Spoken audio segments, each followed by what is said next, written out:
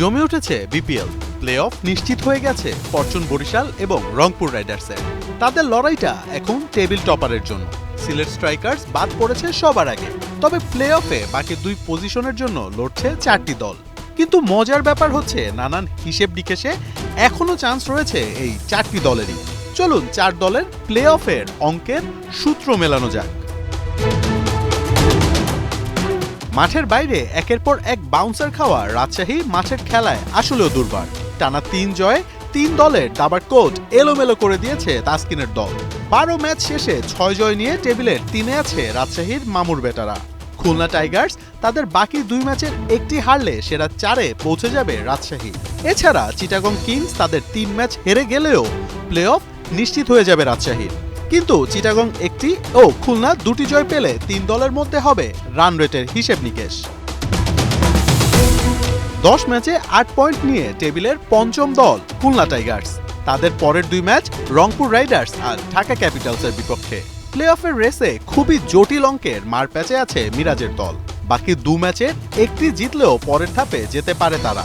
আবার 2 ম্যাচ জিতলেও ধরতে হতে পারে বাড়ির পথ। চিটাগং 3 ম্যাচই হেরে গেলে নেট রান রেটে এগিয়ে থাকলেও 1 জয় নিয়ে প্লে অফে যেতে পারবে খুলনা। আর 2 ম্যাচ জিতলে রাজশাহীর সঙ্গে নেট রান রেটের হিসেবে যেতে হবে তাদের। কিন্তু চিটাগং যদি 3 ম্যাচের একটি জেতে আর খুলনা যদি ব্যাক টু ব্যাক জয় পায়, তাহলে খুলনা, চিটাগং এবং রাজশাহীর মধ্যে হবে নেট রান রেটের হিসেব। এখন পর্যন্ত সবচেয়ে বেশি 3 ম্যাচ বাকি আছে বন্দরনগরীর দলটির। তবে তাদের প্রতিপক্ষ বরিশাল, রংপুর এবং সিলেট। যদি 3 ম্যাচেই তারা জয় পায় তবে প্লে অফ তো নিশ্চিত করবেই, সাথে সুযোগ থাকবে কোয়ালিফায়ার খেলারও।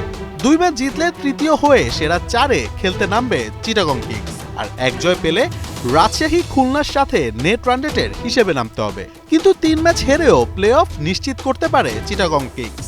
তবে সেক্ষেত্রে দোয়া করতে হবে খুলনার 2 ম্যাচ হারের জন্য। খুব ঢাকঢোল পিটিয়ে বিপিএলে নিজেদের জানান দিয়েছিল শাকিব খানের দল ঢাকা ক্যাপিটালস। 10 ম্যাচে 6 পয়েন্ট নিয়ে টেবিলের দ্বিতীয় তলানির দল ঢাকা।